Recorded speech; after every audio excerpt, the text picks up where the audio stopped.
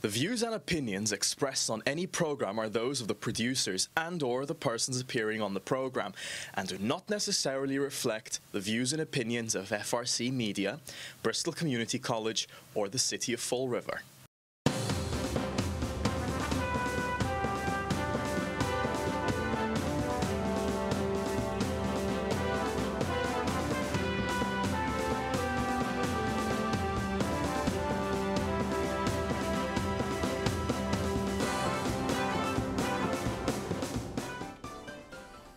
Well, hello. Welcome to Spindle City Straight Talk. I'm Chip. And I'm CJ. And it's Friday. Friday after a Thursday night council meeting. And a Friday before St. Paddy's Day.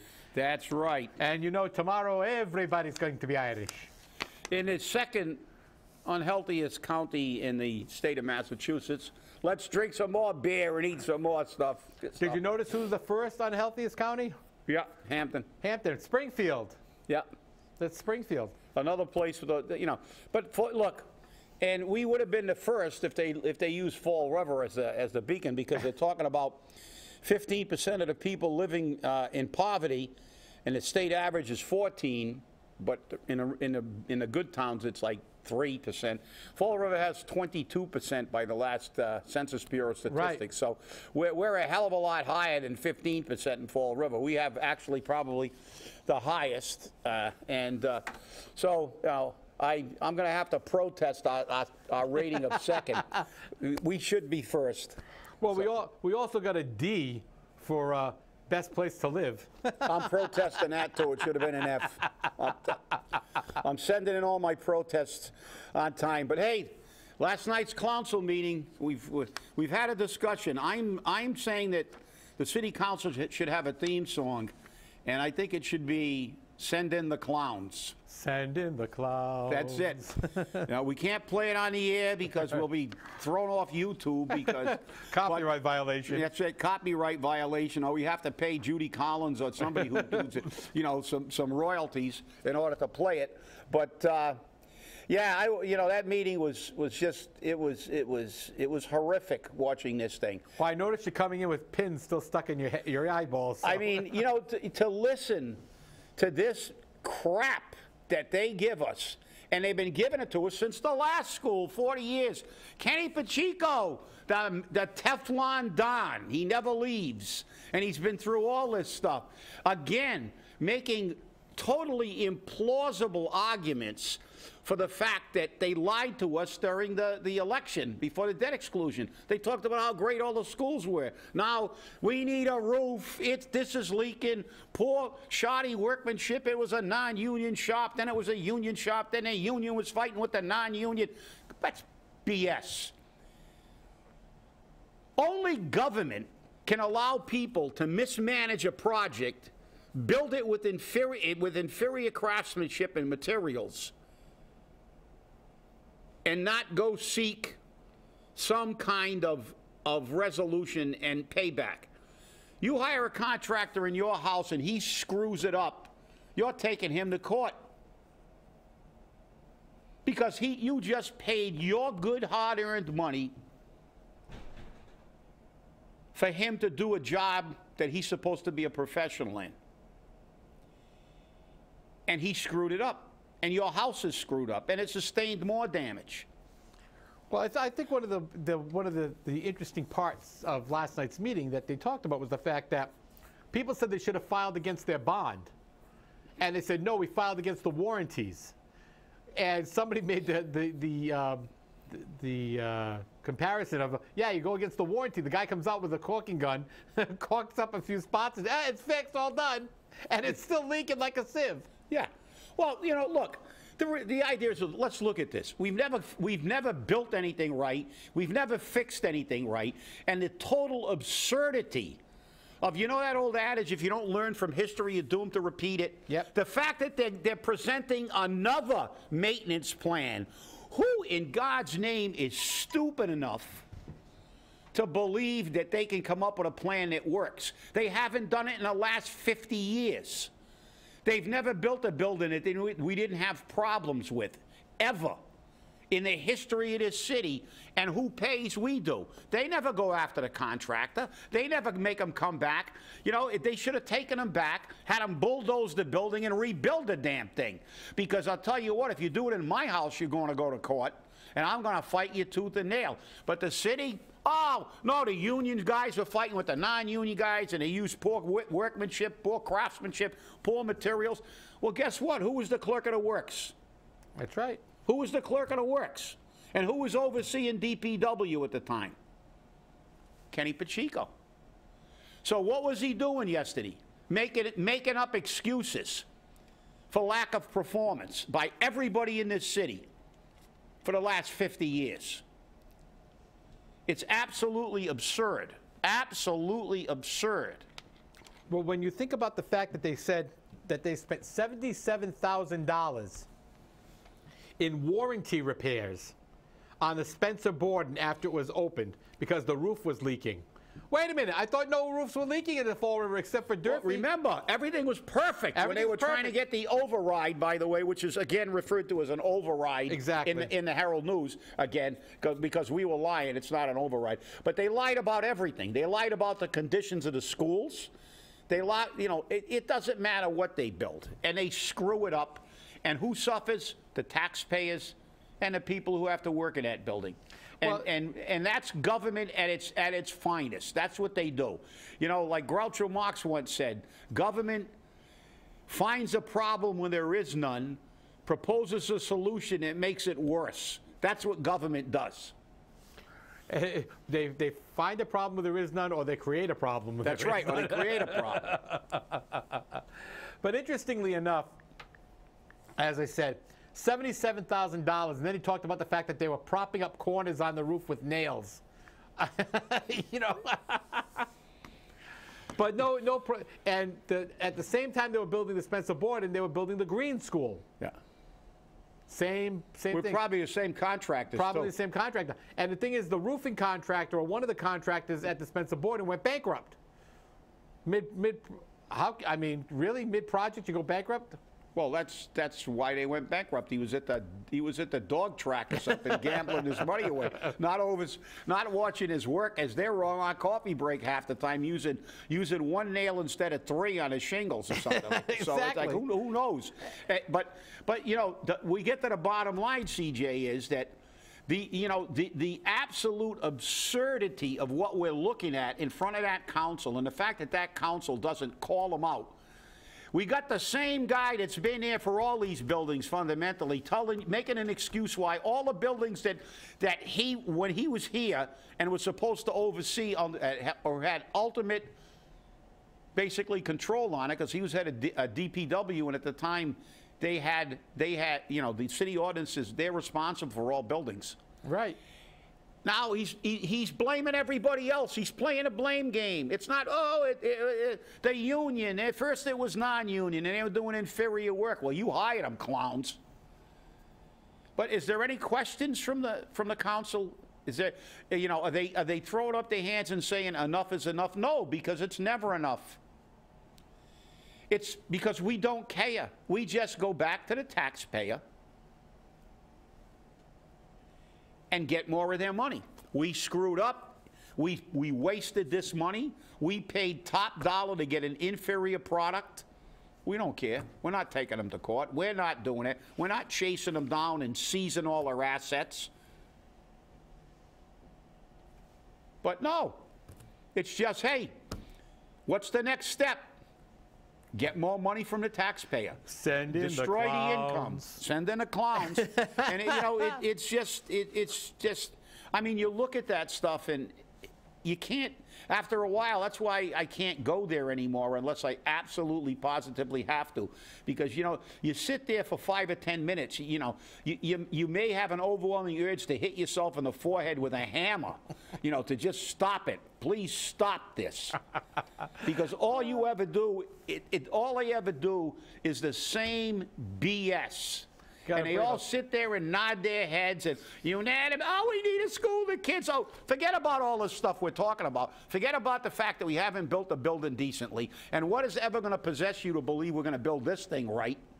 And on top of it, we screw the taxpayers. And it was, you know, it's just, it's funny. It's just, well, it's tragic, but you have to laugh to stop from crying. The reality is this is just, I mean, it's just beyond human comprehension when you watch these people. It's like they're living in an alternate universe. What city are they living in? Pick up the paper, clowns. Read it. Read where we are. Look at the statistics. State average is 14%, we're 22%, which is a big thing because before it was 24%, so we went down 2%, but we're still the highest in the state. I mean, where are you living? Will somebody stick a pin in you to wake you up at these meetings? Stop trying to pretend we're in Newton. I talk about Newton all the time, but I talk as making a comparison of good and the right way to run a government, the wrong way to run a government. Good and evil. That's right, good and evil, the yin and the yang, you know, that's it. But it's like they're in there, it's about Newton. And now they're talking about what? Football fields again.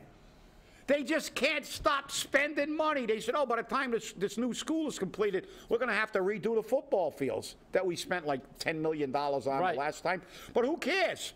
Like I said, why did Milton Friedman say, you give them the Sahara Desert, we run out of sand? This is why. Does anybody realize that we don't have any money in this city? That we're strapped? People in this city don't have any money? It's just like, oh, don't worry about it. By the time we get there, we'll also have a bond. We'll be looking at a debt override for the Diamond Regional, all the other school repairs, all the other 2.5 max increases. See, there'll be nobody left in the city. They'll decimate the city. And guess what? They'll finally get what they deserve. They all say, all the 1%ers say they don't mind paying taxes. Well, when they drive all of us out of our homes or out of the city, which they've succeeded in doing it for most now, because at one time you couldn't do this without being voted out of office. The reality is they'll be left all alone to pay the taxes. Okay, now you can take your nice, fancy Highland house and pay triple the amount of taxes. But don't complain, because remember, you said you don't mind. But you do mind. It's like the businesses that wanted a tax relief by changing the tax factor. And then they still went in and whined about the debt exclusion, because they were going to have to pay a little bit. Even though their factor is less, they're never satisfied. They don't want to pay anything, because that's the real formula. The real plan is for the middle class to pay everything, and the rich and the poor pay nothing. That's the way that's what they're trying to do. They're trying to create, that's their master plan. Get the people who don't have the money to pay the bills, and the rich people get TIFs and tax factor shifts and all the bennies, and they take their money, stick it in their carpet bag, and run away. So that's, you know, that's what we're in for. And if that doesn't irritate you and make you crazy, it maybe get you upset enough to get off your duff and vote in the next election. I don't know what will. Yeah, right. You're really asking for a lot. There's another send in the clowns. That's right. I'm in an alternate universe. They're going to actually go vote these people. Well, no, but, you know, and I can't say that because I know a lot of people who vote. I listen to a lot of people who are very upset. They come up to me and they vent and stuff, and I vent back, and we have a good time. But the reality is there's not enough of us left in the city. There are. You know, at one time, we had a lot more than 34% of owner-occupied properties. But those people all got out of Dodge over the past 25 years or 30 years. They all moved to Somerset and Westport and wherever, Dartmouth or wherever they wanted to go, and they just got out. They just got out. And that was the era that I find the irony of the thing is that Carlton Viveris, one of the proponents, when he was the mayor, he virtually never raised taxes because he knew he'd be out of office. The city council would never vote for tax increases except in exceptional periods. And we had $12 million in free cash when Carlton Viveris was the mayor with no tax increases. Why? And we had a 300-man fire department and a 300. Oh, and that's another thing. They brought the manning level up, and they're talking about back in 2008. You know, we had these cuts, but but the chief forgot to mention that was a self-inflicted wound on the fire department. They're the only union that didn't take the pay cut, so they got cut. So the reality is this whole issue of manning started not because the city cut, because the fire department decided not to take the pay cut. They didn't get that kind of cut in the police. They didn't have the kind of cut in any other department. So the reality is this is a self-inflicted wound. So let's call a spade. Look, you know, there were times when we made choices that we would you know, take a reduction in force.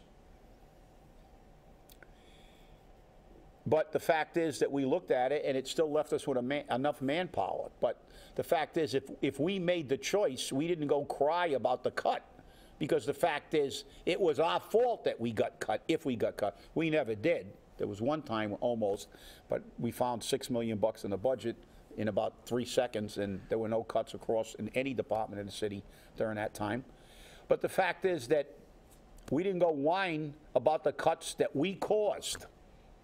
So, you know, this is the whole thing. You look at the city council, and all you get is spinology and truth. And then to watch Kenny Pacheco, and, you know, I like Kenny, but you know something, he's a master at getting up there, and like the time he wouldn't name who it was. Oh, well, you name the name. Well, I can't do that. Well, you should. There are no consequences ever in this community for our government when they misspend our money and misappropriate our money and just are totally oblivious to the damage it causes to the average person in this city. The average person who's working for $14 an hour or $13 an hour or whatever, and living on $22,000 a year. You know, they pretend they don't exist when they're actually the majority in this city. And the majority of people can't afford it, and they're just sitting there in silence trying to figure out how to get food and medicine and live day to day, hand to mouth, until they can't anymore. And that's the reality, a reality that our government doesn't seem to appreciate. You know, it's like, the hell with them. Let them just, you know, let them just starve.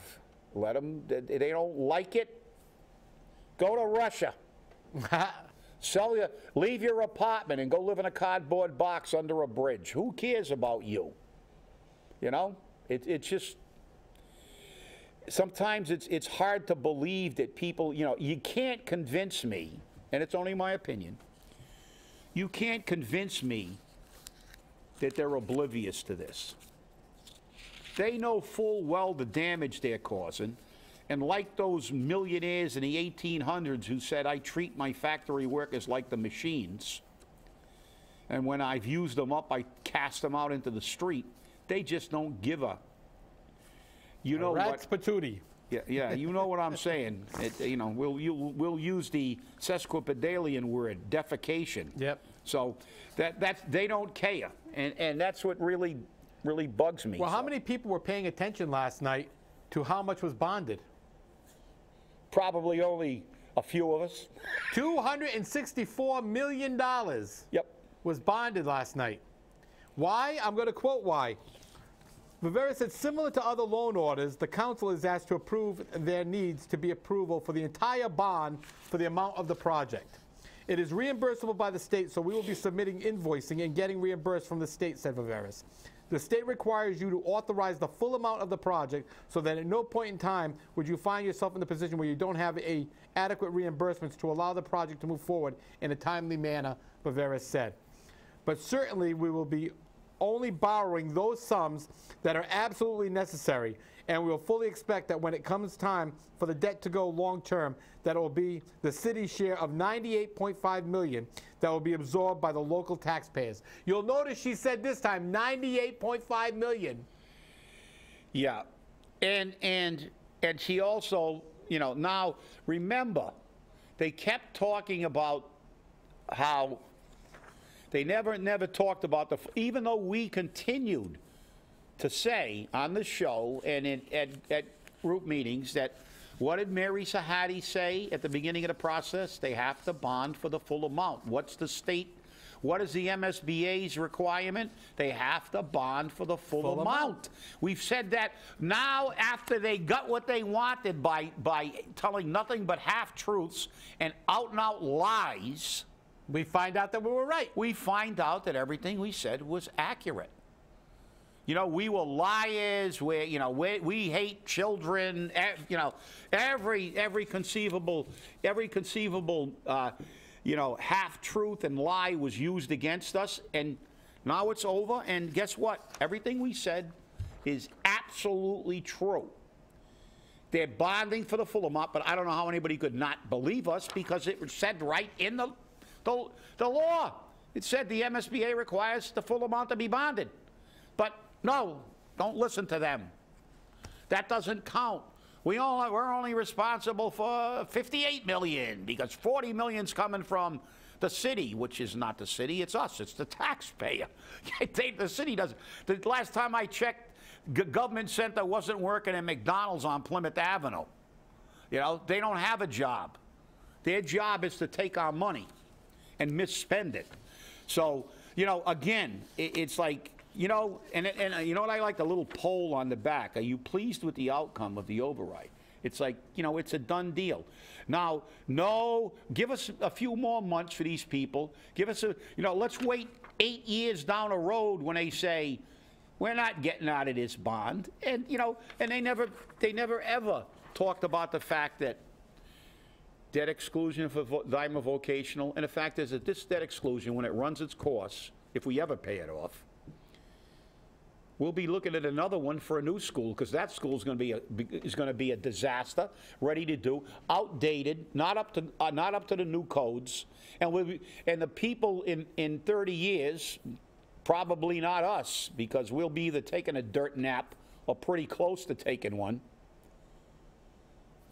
They'll be listening to the same crap because until you change government, government won't change. Hey, I like that. I just made that's pretty good. That's not bad, and it's true. Until you change government, government will not change. So don't expect them to do the right thing because they never have. Well, you know, this is true, and I mean, let's talk some more about our tax dollars. Hey, what do you think about us paying for the Connecticut lottery advertising package? Why not? Well, we did. I know. Why not? What the hell? Just take some more from the taxpayer. Can we help New York with their lottery, too, while we're at it? I think we might as well. According to sources at Commonwealth magazine, the Connecticut lottery filmed their ads for their lottery in Massachusetts. And they took advantage of the Massachusetts film tax credit, which means Connecticut did it here because it was cheaper to do the commercials here. And a spokesman for the Connecticut Lottery said, the agency tries to film commercials as much as it can in Connecticut, but declined to provide any explanation for why some of the advertising is being produced in Massachusetts. He referred questions to the lottery's ad agency, Fusidia, which is headquartered in Winchester, Massachusetts, and recently opened a Hartford office. The lottery's contact person, Fusidia, did not return phone calls. But it makes sense for the state agency to seek out the biggest bang for their buck by shooting commercials in Massachusetts. The Connecticut Lottery can also take advantage of the Massachusetts Film Tax Credit, an economic development tool that entices film, TV, and advertising companies to shoot their projects in the Bay State in return for a tax credit that can be converted into cash equal to nearly a quarter of the production costs. So the Connecticut Lottery had the Massachusetts taxpayers pay for their advertisement. Look, you know what I really like about this, because it's really, when you look at these things, it's really eye-opening. They've got the headline here, and underneath it says, it has a question. Connecticut Lottery taps Massachusetts film tax credit, and it says, bonehead move or smart money saving strategy? Question. Well, it's a bonehead move on our part that we allow stuff like this to happen, but they figured out a way to scam it. And again, money-saving strategy for who? Not for us. Not for the taxpayer. We're paying for it. That's the thing about it, the way they spin these headlines. It's like, look, the bottom line in all these things are the taxpayers getting screwed, and we're paying for it. We pay for everything. Yep, I know, queuing it up. And, but it's just... Screw you, taxpayer! That's right. And I'll tell you what, it's a very large screw. It's not a little tiny one either. It's a very large one that we all, and we get it from every angle. I mean, states are even screwing us. You know, we got the state of Connecticut screwing a Massachusetts taxpayer. It's like, where does it end? Bad enough cities and towns and your own state will screw you. Or as our state Senator Mike Rodrigues was saying when we were talking about the sales tax holiday. That's not a good idea. Oh, no, he said, look, we lost $25 million worth of revenue when we gave those idiot taxpayers a weekend that they could walk in and buy something and save a couple of dollars. We lost $25 million. How are we gonna subsidize our pay raises? You know, it's like he doesn't care. That's the same guy that's the same guy that raised the taxes on alcohol, then went to New Hampshire to buy stuff. We haven't forgotten. That's the same guy that was like number 3 in his state for taking all the per diems and all the perks. And you know, these people just, you know, they just flat out don't care. You know, they just flat out don't care. Why should they? It's not their money, it's our money. Yeah, no, you're right. And you know, we always hit them, and we always, you know, we'll call it like it is. And while we're on that subject, I have to admit, Representative Alan Sylvia came up to me and said, you know, I don't get a lot of that stuff you guys are complaining out. And he said, you can check. And I did check, and he's right. He's prohibited to get them because of the fact that he's on a pension. So if he gets anything, it reduces his pension, so he has to walk the fine line. He's only entitled to a certain amount. And I checked that he does comply with the law. I think initially he wasn't sure of what happened, and he owed them, but now he's very judicious, so we'll give him credit for being judicious and only taking what he's entitled to. And that prohibits him. He's one of the few state reps who, you know, because of the fact that of his position with a pension, that he cannot get as much as the rest of them grab. Well, you know, at least he's, you know, at least he cleared up some of that, but that doesn't relieve the other state representatives or senators of the fact that they're grabbing for all they can get. Yeah. Now, you know, it also doesn't answer the question of would he be taking them if he could. Exactly. That's the other big question. The fact is, the question is, the answer to that is probably yes, because he was on that list of reps who were reimbursed some money. So he took what he could, but obviously he's capped by law and he stays within it. So whether it's, you know, of his own volition. Plus he gets little perks like trips to the Azores. Yeah, well, you know, the Azore trip, I think they spend more time in the Azores, but remember, they come up with any kind of excuse like we're checking into, you know, we're checking on Azorean construction. Maybe that's who built the old Durfee. I don't know. Or the new, you know, the new schools. They were talking about non-union. Maybe they brought them over. We've got to maybe do an investigation on that. But the fact is that, look, how many people went to jail with the big dig? You know, what's his name? The director got fired, but he got another job. They always get other jobs. You know he always got another job. But when is there any consequences? And we go back to, remember, we're getting close to the end of the show. Has anybody ever done the perp walk for the 22 windows? No. No. Nobody's done a perp walk out of Fall River Government Center for anything. For anything, exactly. No matter what they do. You know, the roofs are leaking. Well, who cares? Who cares? Get some more from the taxpayer. So everybody have a good weekend. It's like we had the warmest February in history. We're going to have the coldest March.